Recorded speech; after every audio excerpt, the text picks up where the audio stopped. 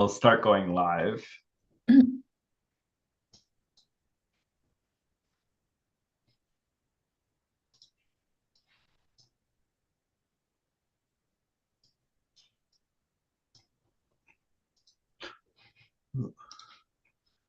Hey, hello everyone, and welcome to today's seminar.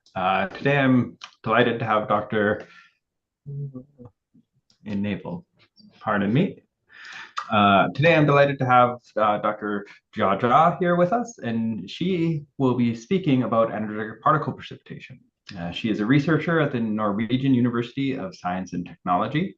And while she defines herself as an atmospheric scientist, her research has spanned interdisciplinary fields, including solar, terrestrial, and atmospheric sciences.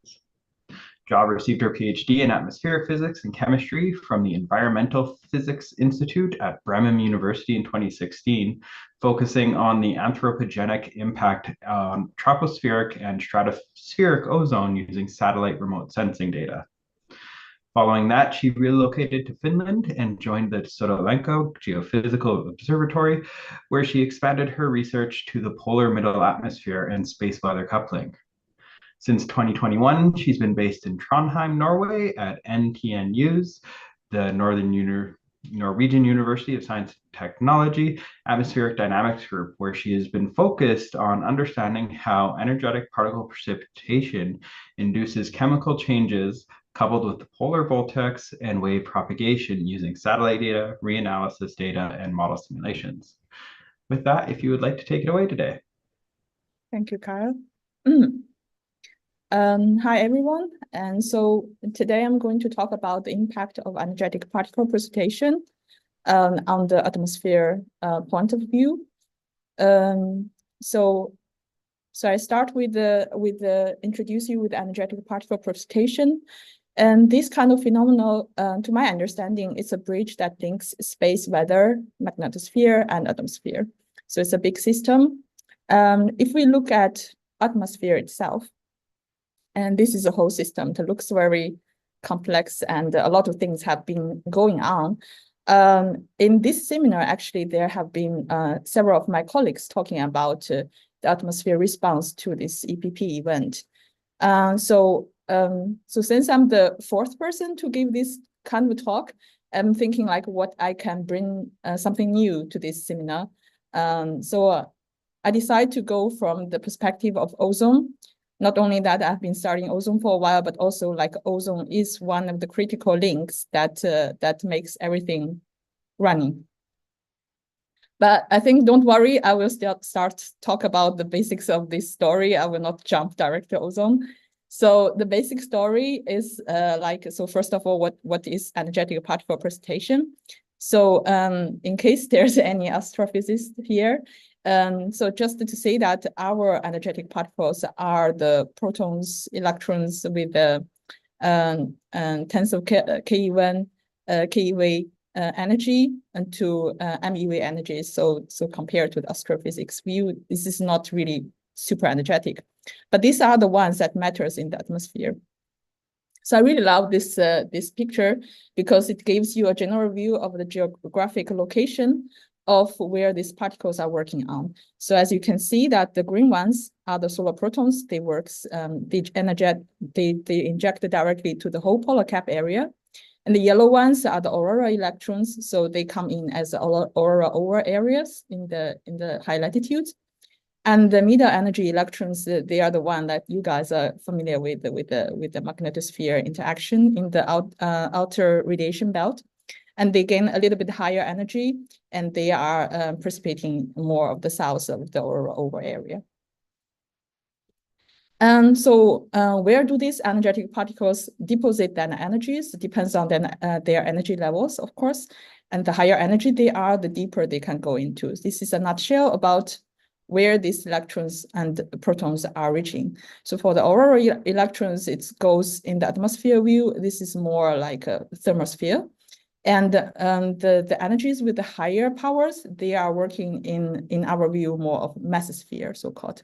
And for the solar protons, it goes from the upper side until the lower atmosphere, which is the lower stratosphere.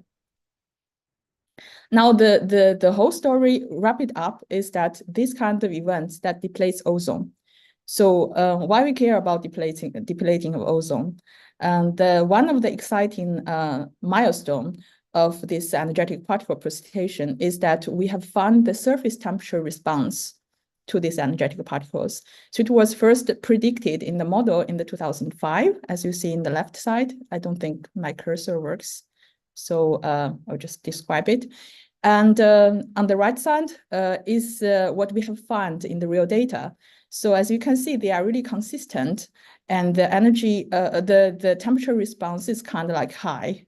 Now the question is why? So we were trying to understand it, and the ozone is one of the critical links that could bring us there. So so now what is ozone? I will give you an overview about ozone. So the whole atmosphere, the ozone is created through this one link, which is atomic oxygen plus O2. With some collisions, you will form ozone. The question in different layers where this atomic oxygen coming from. In the upper side is coming from the molecular oxygen. In the troposphere is another story, is coming from NO2. But in general, the O and O2 formation is the key point of forming ozone. And now there are different balances in this whole atmosphere. This is like a profile about the ozone. And you can see that it has three big layers. The primary ozone layer is on the bottom, is the one that we know as the ozone hole, in where the ozone layer stays as a critical part to protect us from UV radiation. And then there's a permanent secondary ozone layer sitting in the thermosphere, lower mesosphere. So mesosphere, lower thermosphere. And this is also a permanent layer. And the third one in the middle is the tertiary ozone. And this one comes and goes, depends on different occasions. So to give you a global view, since we care about more winter conditions, I will jump directly to the winter. So this is a global view of ozone data. And so now you have from the southern pole to the northern pole, from left to right, and then with the profile look. And this structure of ozone distribution is a result of chemistry and transport. So there's creation of ozone, depletion of ozone doing the chemical things, but also remember our atmosphere is running around dynamically. So to understand which one plays a more role, we can look at the lifetime of these compositions. So for ozone, the lifetime looks like this. And again, you have the summer and winter and the whole global view with the altitude. So this is lifetime of seconds with the logarithm. So to make your life easier, here, this number 4 means it has hours of lifetime. And then 5, it means already days of lifetime. And then when you have 6, 7, 8, it means it comes to the month. So which means that it can be transported around with how the air circulation goes. So on the top, you will notice that it's also dynamic control, but this is a control by the source of ozone, which is atomic oxygen. Ozone there itself has a very short lifetime, but since it's very sensitive to atomic oxygen, which is very long-lived there, so it kind of like can be understood as like reflecting of dynamic control as well. Now, when you have the EPP comes in, the energetic particles in the polar region, what we focus is then the summer pole and winter pole. Now you notice in the summer pole, actually between these two, this chemistry that dominates. While in the winter pole, a lot of these conditions are transport. It doesn't mean that chemistry is not important, but just to tell you that transport also plays a very critical role in this area.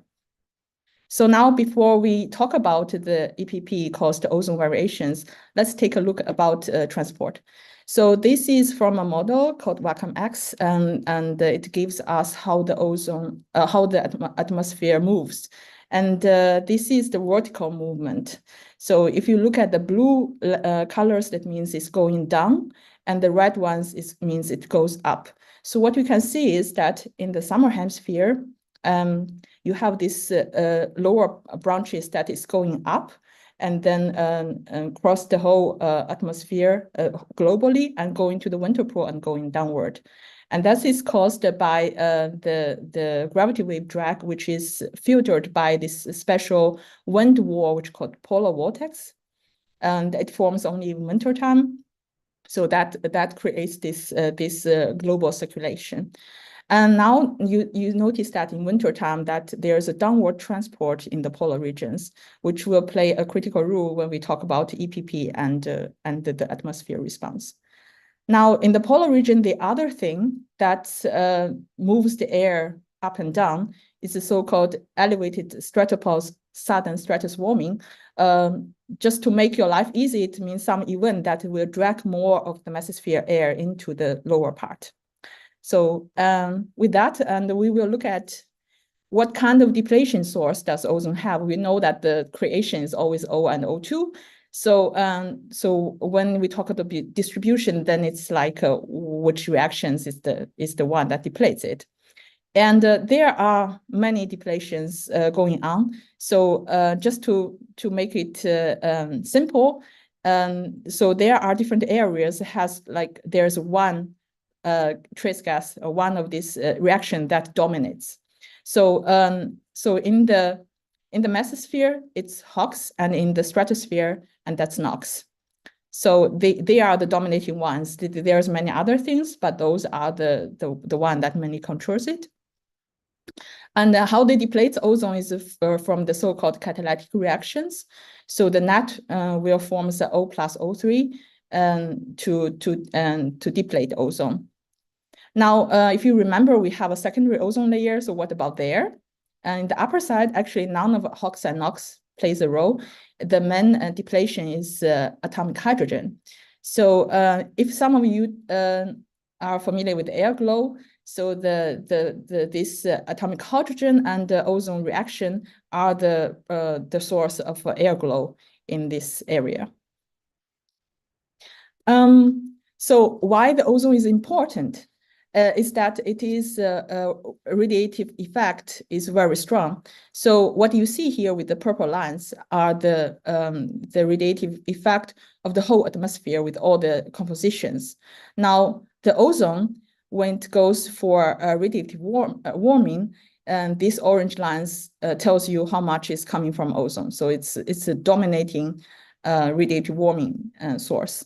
And it also emits energy. So it also gives you the so-called radiative cooling through the longer wavelength, and it looks like this. So the rest of things are what we are familiar with, the CO2, but ozone is like right next to it.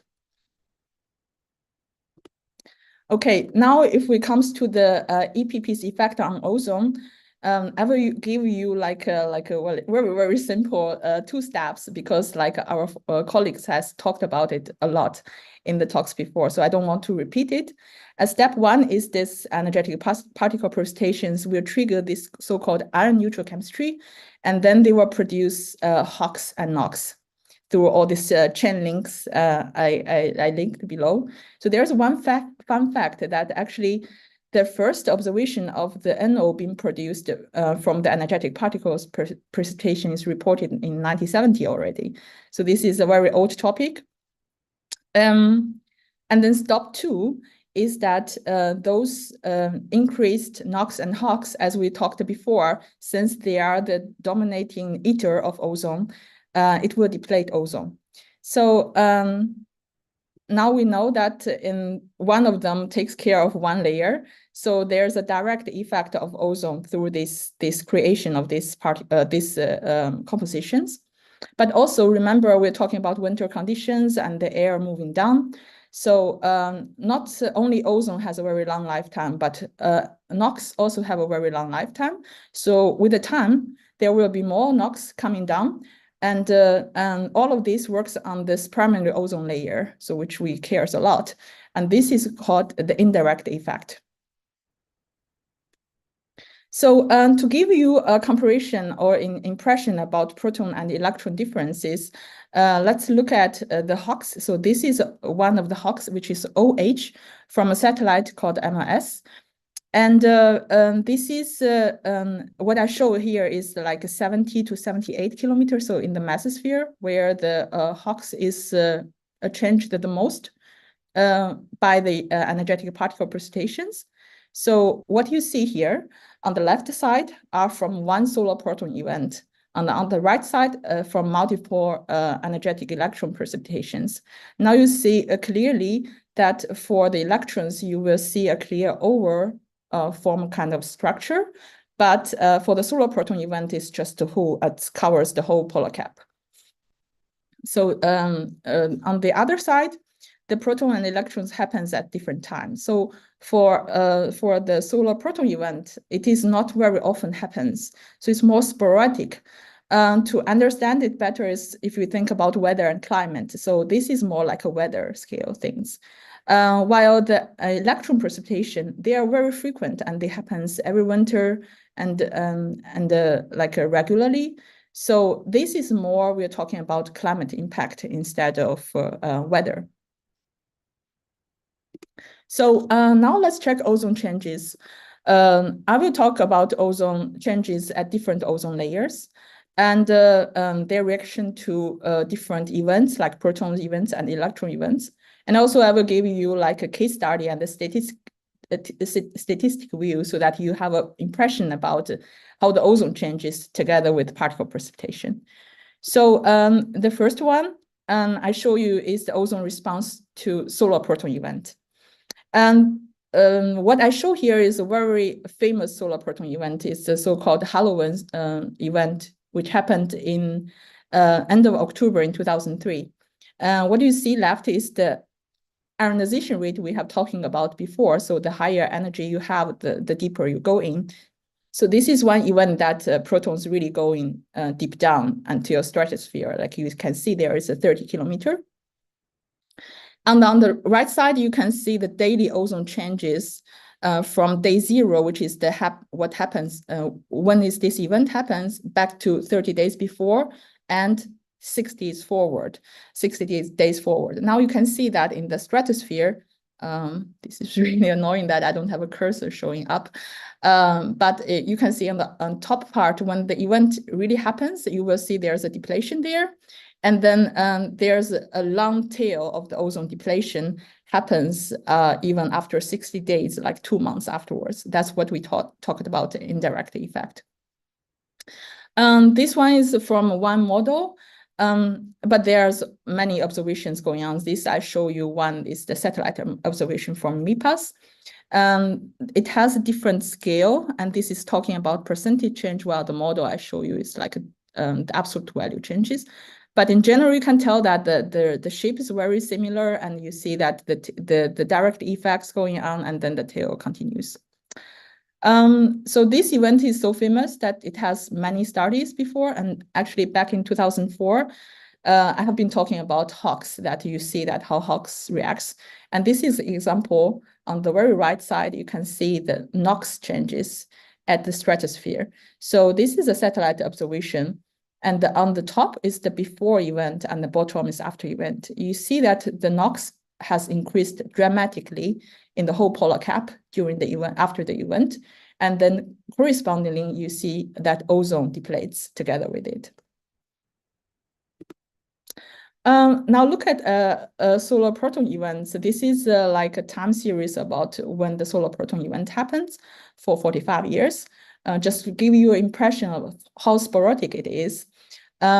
So where I show the colors is the ionization rate. So which means that does these energetic particles reach this height or not? This is 46 kilometer around the upper stratosphere.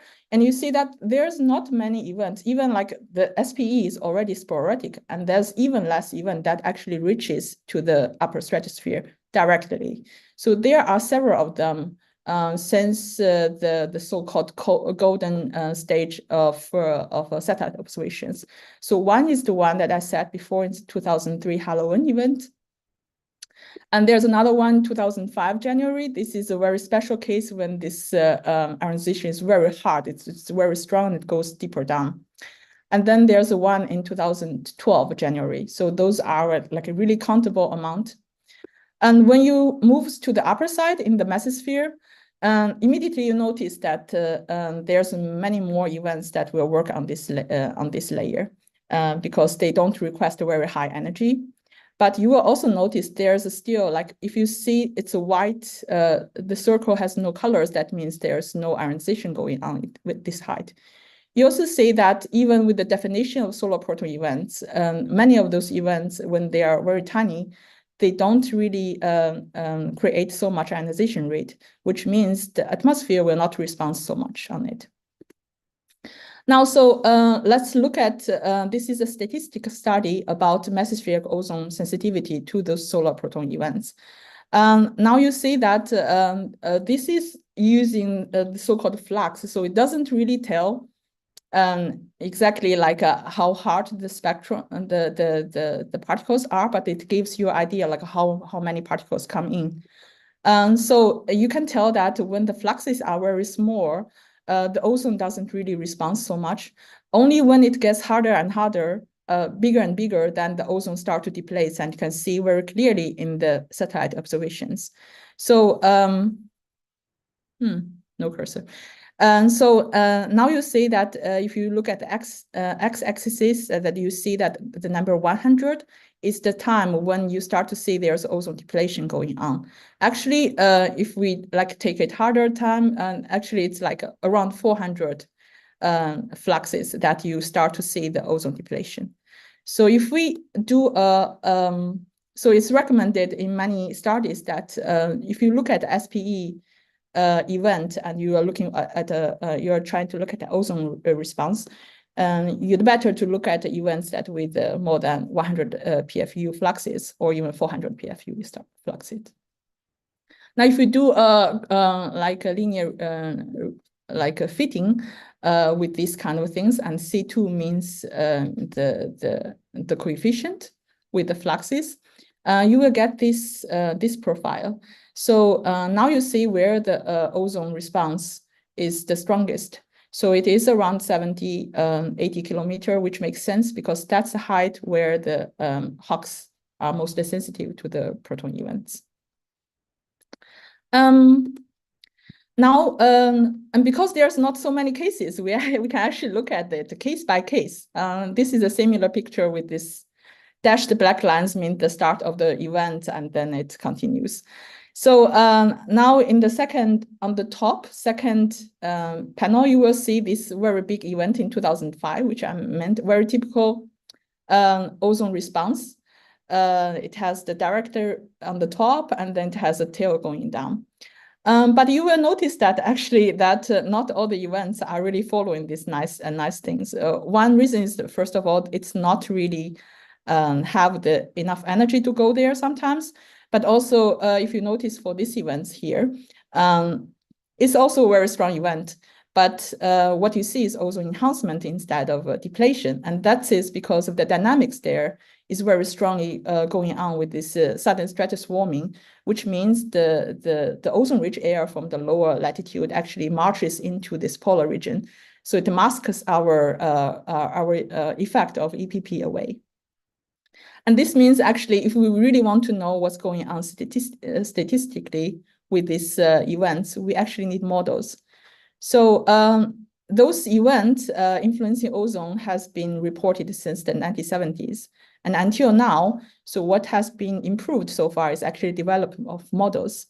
So the model has been developed from the 1D model to a 3D model, but also like we have more knowledge about which chemistries plays a more role besides of this HOX and NOx we are talking about. So what you see on the left on this figure is a case study again on this HOX at 70 to 80 kilometer. On the top, you see is this satellite observation. This tells you before the event, it was like a dark blue colors, and then suddenly the event happens, you have this white yellow colors going on. But you will see on the second row that those is old models, and you will tell that, okay, the model doesn't really catches how much. It's actually overestimated. Now the new model, this is an example of the improvement with these years of effort, that it goes much better.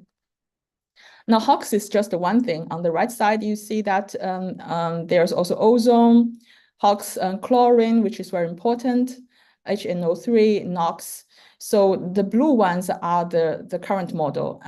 So those are all been proved that has been better agreement with the observations. So we really have improved the model a lot. Now, if you look at the model together with the satellite observation, again, on the left side is a satellite, and the model on the right side, you can see that it really reproduces what is going on with the atmosphere response very well. So now what we can do is actually that since the SPE is very sporadic, but now we have a model. So that means that we can play with the model and to test different kind of events. So one event is that the ozone response to the extreme events, which will tell us how the stratosphere ozone is responding to different events. In 2023, so this is a very recent study. There's a paper talking about an event in 2012, July. There's one CME event that happens.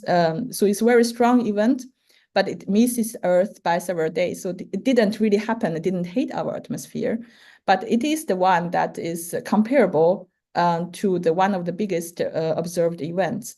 So again, you see these black dotted lines are the SPEs with ionization rate.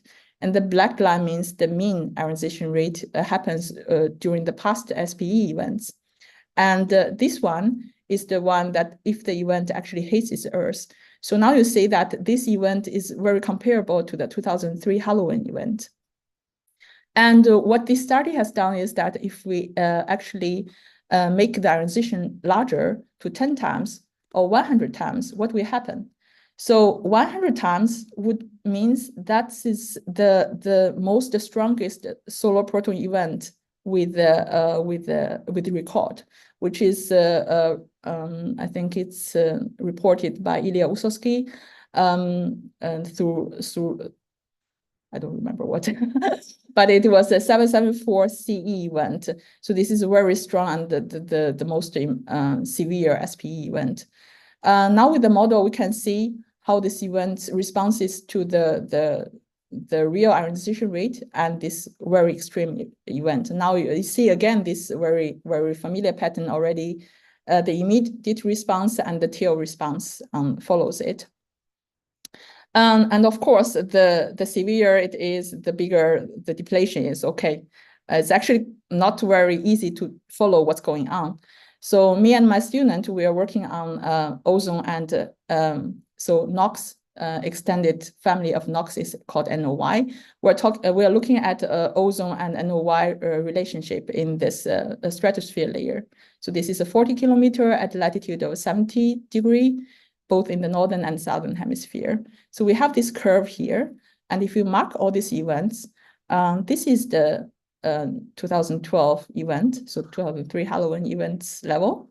And then this is 10 times, and this is 100 times. Now we can see how the ozone depletion would go. So with this event itself, it goes to over 20% and 25 around. And when it's 10 times, it reaches 60%. And when this severe event happens, it is almost 90% of the ozone in this height being depleted. Now you will notice that in the summer hemisphere, they are much smaller than this. This is because the solar conditions, the sunlit conditions are different. So there's a different balance of ozone. But we care more about winter time. So those are the star blue lines here. Okay, so this is the solar proton event. So just to give you a take-home message, these are all the conclusion of what I just said. But I also want to point out that the impact of those solar proton event to the weather is so far unknown. I don't recall any report telling us what the responses are.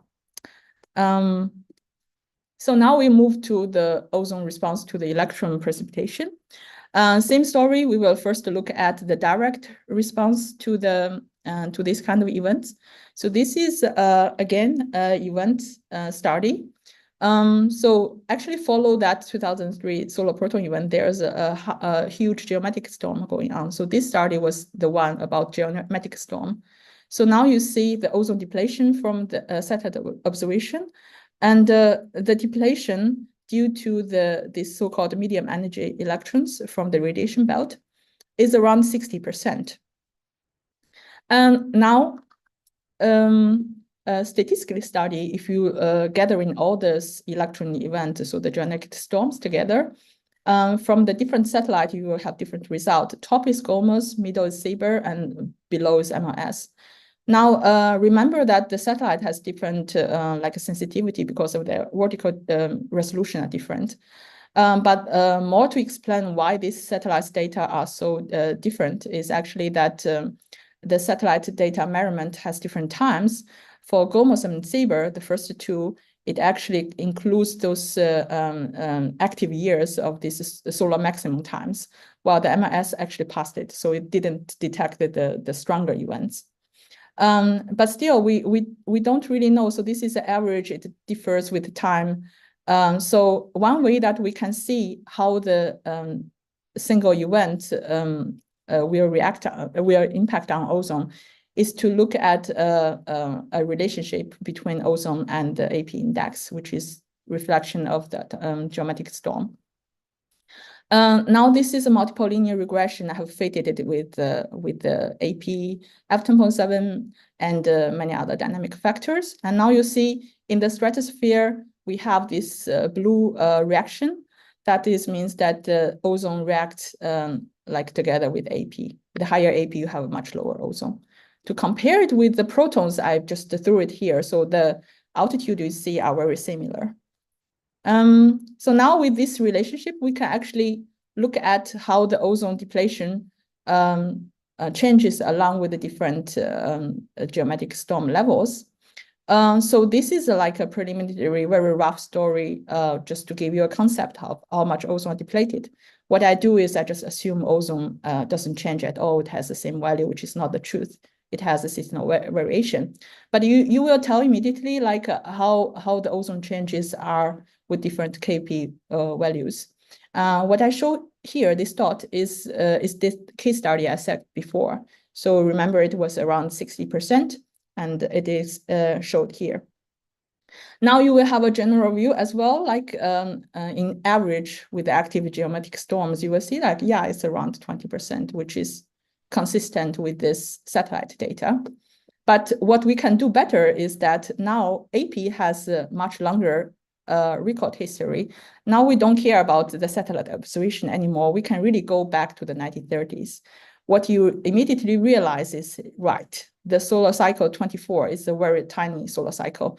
So before, the solar cycles are like, they are more active sun, and there's more geometric storms. So now we are not talking about 15 to 20% anymore. We're probably talking about 30 to 40%. This is mesosphere ozone. And if we go to the stratosphere ozone, in 2007, so this idea about NOx will destroy ozone is already brought up, okay, in the 1970s. But in 2007, there's a paper telling you that the stratosphere NOx actually has a linear relation with the winter AP condition in average. Now you see that southern hemisphere and northern hemisphere both follows very well with the AP. The more AP, the more NOx. Now with the years, in 2014, we already have a so-called EPP NOY. This is based on the satellite observation, and it tells you how much NOY, NOx, quite similar, I would say, like just for you to follow easily. That you can see now that it really follows the solar cycle, the 2003, 2005, for this solar maximums, you have like much more NOY being produced, and then you have a minimum years. Now with this, you can put it into a model and tell it can tells you how much ozone are depleted. Now, if you look at the mesosphere, which is the top part, the upper part of the ozone changes, you will see it's between 10 to 30%. But also the solar maximum years, you will have 70%, which is consistent with what I just said. And now if you look at the stratosphere, you will see that it's a quite similar level of ozone being depleted due to this so-called indirect effect. And actually, in the solar maximum year around 2002, 2004, it's actually more than 30%. So there's statistic study as well. So people have just averaged the AP conditions and then and also the ozone values coming from the MRS satellite. And in this winter polar region, you will see a statistically strong significant signal. And this tells us it's 12 to 15%. So in general, as an average. However, I want to remind you again that the AP values goes back to the 1930s.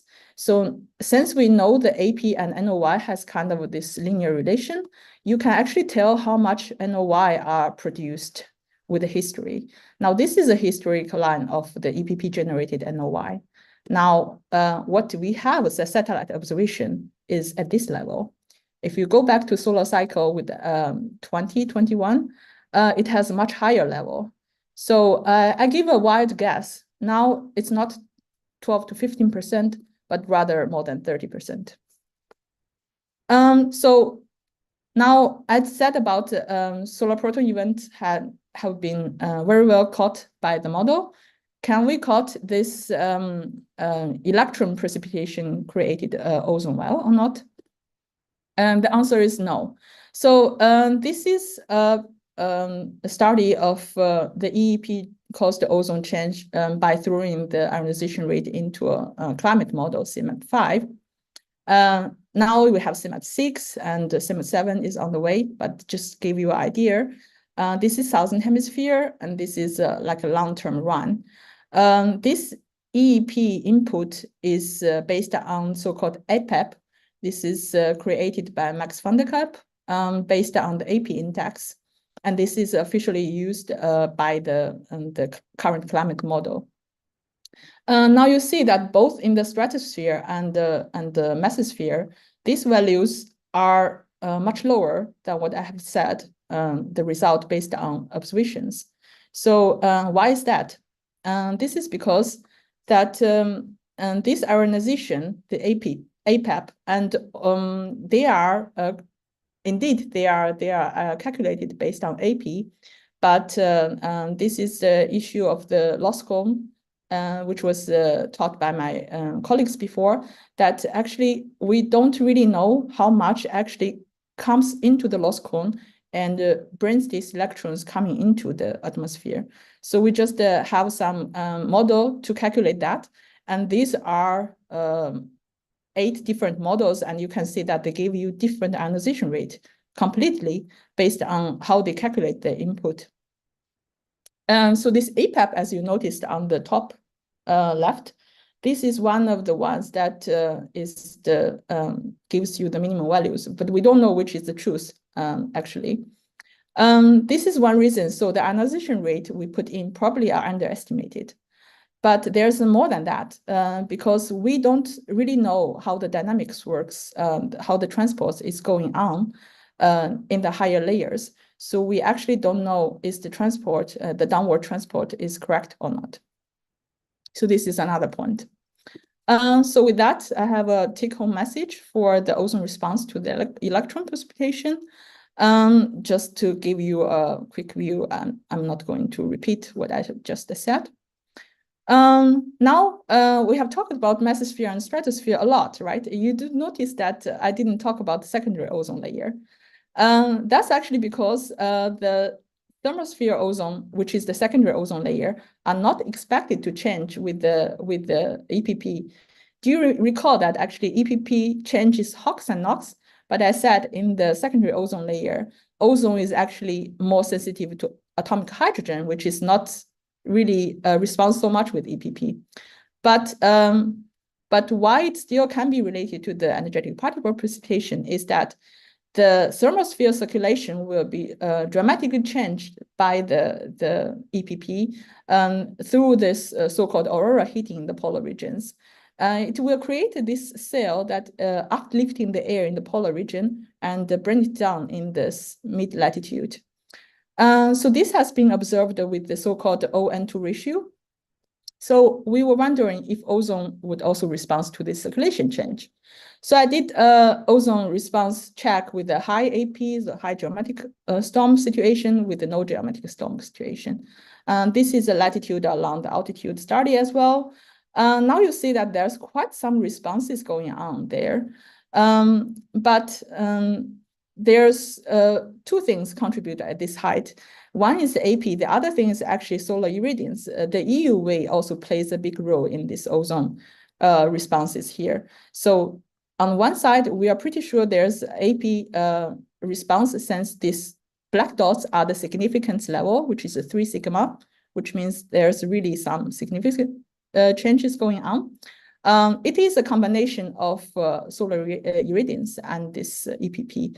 So I found a way to separate it. Now you are looking at on the left side is coming from the storm, and on the right side is coming from the solar irradiance, the F10.7. Now, if you look at the AP contribution, and this is what I was talking about, the mesosphere ozone response. This is known. What is unknown is actually here. So you see there's like, we are always talking about the polar region response, but in this layer, there's actually a global response coming on with this. In this depletion area in the polar region, immediately we realize this is because of the aurora heating. You have much higher temperature there. And ozone balance between formation and depletion, they actually don't like higher temperature. If you have higher temperature, it tends to deplete more. So this is very obvious. What is not obvious is what's going on in these lower latitudes. So we looked at how the air circulates, and this is from a model circulation, tells you how the air circulates with the reddish color talking about the clockwise circulation, the blue ones anti-clockwise circulation. So now in the bottom, you see again what I have talked about, this gravity wave dragging summer to winter circulation. On the top is solar EUV dragging from summer to winter pole, and then you have this reversed part in the middle. Now, when you have a high solar geometric storm, then you have this polar region. You see there's a blue circle suddenly appears there. That is caused by aurora heating. And on the very high latitude, around 75 kilometer, you see there's an upwelling going on, and that's what we know. And then in the around 50 degree in the north, you have this downwelling coming down. Now, what is interesting is that this cell is actually connected with the background cell that kind of like opens a tunnel to transport the airs between the polar region and the low height. So our question is ozone maybe another indicator for this layers transport? Yeah, probably. Let's back to this temperature response things. So this is all the starting about why ozone matters, right? And you may wonder what's going on, what's the link, why the ozone matters makes this change. So we need to start with the ozones. You remember the radiative forcing. And then we start with, and then we have to think about this polar vortex conditions when the transport also plays a role. So in the northern hemisphere, now you have this winter dark month, and then the sun start to shine. In the southern hemisphere, it's the same story. However, the polar vortex, which is the strong the wind circulation that brings the air from mesosphere down, they are different. In the northern hemisphere, the polar vortex breaks in February, while in the summer hemisphere, it breaks in November, which means it covers both the dark months, also the sunny months. So why it matters is that in the dark months, the ozone acts more like a cooling engine. And when you have ozone that is eaten away, you have a relative heating, while in these sunlit conditions, the sun actually works, the ozone actually works as a heating engine. So that's completely different story. which makes this topic very complicated. But since we cares about the Arctic region, because this is where we are living, and we care more about this surface temperature change, which is also reported. So we are talking about this scenario. So there's a lot of studies taking into this care and then look at how the atmosphere responses. So here I show a temperature and wind responses. In the lower part, you see the temperature response. And this part is when the ozone is eaten away by the EPP. And then you will have the so-called radiative warming. But you will also notice that's not only the layer. In the lower part, there's a so-called dynamic cooling, which also reacts to the EPP. And this altogether, it forms in the top part, you will see that this red color is the enhancement of this polar vortex, which means the polar vortex is strengthened, which brings more air coming down. But do we understand what is going on between those wind and temperature changes and the surface wind and temperature changes? The answer is no. So the mechanics of these responses, how they are linking together, is still a topic that we are really working on. On the other side, since the climate models underestimate NOI, it doesn't really reproduce how the climate impact would be in reality. So there's a lot of things we need to do. We need to correct this loss con issue to get the right particle fluxes into the atmosphere. And then we need to get the transport of the atmosphere model right. These are the things. So I don't know how much time I have. Maybe I have exceeded the 45 minutes. But my last slide is, last point is actually, we all know there is a climate change going on, right? The tipping point and so many extreme events happening right now. So how would the climate changes impact on this EPP's effect to our atmosphere? Here's a study from 2020, which tells us that if you keep the electron and the protons the same, on the bottom panel is actually this downward transport of the air. So you will see that with the climate change, the so-called Boreal-Dodson circulation accelerates, which brings more mesosphere air down into the stratosphere. And this means on the top part is the NOx response, is that it will bring more EPP-generated NOx down to this critical ozone layer area, which will change the ozone. So very recently, this is October, November 2023, there's a report of ozone trend in the Antarctic side. So this ozone hole study, sorry. This is using the satellite data. Again, this is MLS. It gives you how the ozone changes on different days along the winter time. In the September or also in the most of the areas, you see that this is the effect of the Montreal Protocol, that we have less chlorine and thus the ozone hole is recovering. However, what is weird is in October, they found ozone depletion still going on. So this is actually very surprising. So what they have found out is that these are due to the dynamic changes in the mesosphere that descend within the polar vortex. This trend has been going on. So the descending is getting stronger, and the ozone happens in the October reaches the stratosphere area that makes this trend. So I think with that, I have come to the end of this talk. So this is a complex story of atmosphere. I think I hope you're following. I mean, it's quite a pile going on there.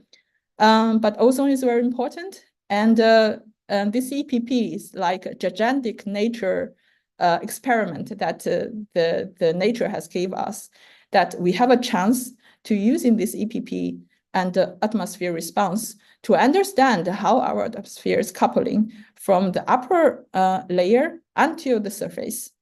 And then also it reminds us that compositions like ozone, CO2 are the indicator, CO and so on, are the indicators of transport. So this will help us to understand what's going on with the transport, which we have not so much information, especially in the higher part of the atmosphere. With that, thank you for your attention. All right.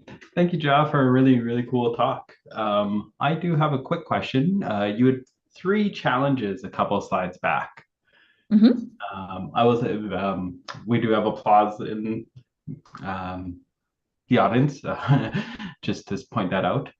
Okay, Your this one. challenges. Yeah, Mhm. so the first two here, I see as being tractable. The third one I see as being a little bit more difficult. How do you see the third challenge there being solved? What's required for that? The transport. Uh, Yes. So the transport challenge is actually that we count in the model that we. So first of all, in the observation in the higher part, so in the lower part until 50 kilometer, we have quite some wind data to tell us what's going on in the atmosphere. Above 50 kilometer, we don't know so much. There's simply not so many observations going on. So we don't have an observation first to like cross-checking with the model. So what the model do is normally a free run. And there's one thing is the importance of gravity wave there. So currently the model is using parameterization of a gravity wave. And that's not good enough so far. So that's why I was talking about gravity wave, that if you have a better understanding of what's going on, then probably there's more downward transport in the polar region. So currently we understand is that in mesosphere, transport is this diffusion, but probably there's more stronger things going on. Yep, that makes total sense. I was thinking models. As a magnetospheric physicist, I forgot you can measure wind, which is silly. But Yeah, we actually um, don't know so much. That's why this thermosphere ozone thing is kind of like, for me, it's very interesting. yeah. Yeah. So regarding the first one, this does come back to more magnetospheric and precipitation. There have been some recently launched cube satellites that are attempting to get the um, lost cone precipitation correct. Do you know of anyone incorporating those into some of the atmospheric models to see if if you get a better estimate of the dynamics with that kind of spectrum coming in? Yeah, there's of course this is one hot topic that many of my colleagues is working on. So I'm not directly involved in it. But I can tell you that, for instance, we of course want to with more observation, we can actually better checking the models.